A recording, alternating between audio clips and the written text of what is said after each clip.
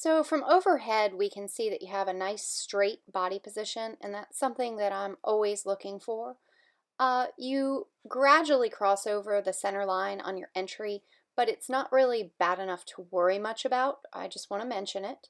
You want to have your arms really enter the water at shoulder width. The main thing that we see here, though, is that when you're breathing, you're pushing down. That arm isn't remaining out in front of you. As you can see here in the still shot, your arm should be out in front of you.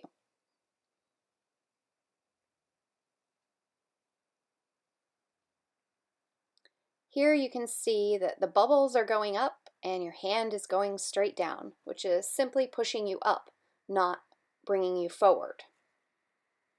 Again, the body position here, the arm pushing straight down, it's just not efficient. It's not setting you up for a good pull.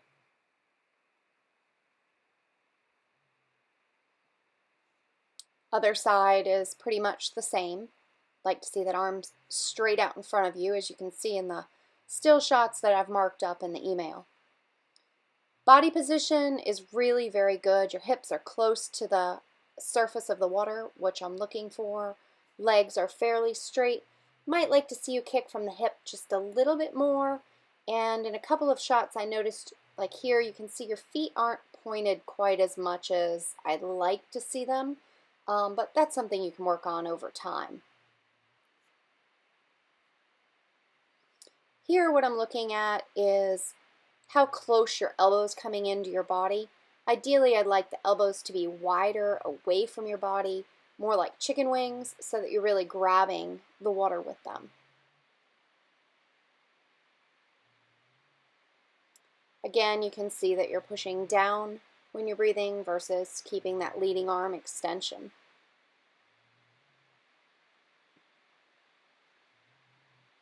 And you do it to both sides consistently. Here's just another view. You can see that arm pushing down when you go to breathe down. Your head position is amazingly really good, even though the arm isn't where it belongs. So going forward, once you get that arm in the right position, it should really help. Here you were trying to do shallow arms. Notice the break in the wrist to your elbow here. That all should be one straight line. Granted, you were just trying something new, so I don't expect you to master that the first time in the pool. Here you can see again the break in the wrist. Really, you want the elbow to be your hinge, not your wrist. Arms are almost too shallow here. Probably didn't feel very good to you, but at least you were changing what you were doing, and that's really what's important to start with. There you can see that the arm wants to push down, the elbow's lower than the hand. Ideally, your elbow is always higher than your hand at every point in your stroke. You have good reach, typically when you're swimming. I like to see that. Here, I think I might have had the endless pool on a little slow, so you weren't able to really reach as much as you typically do. Here's towards the end of the session. While you didn't master keeping that leading arm up high in the water, your body's very straight, you're swimming smoothly. But here, when we go to add the kickboard, notice that your body stays a little bit flatter in the water, which gives you a more powerful position to achieve a good catch with.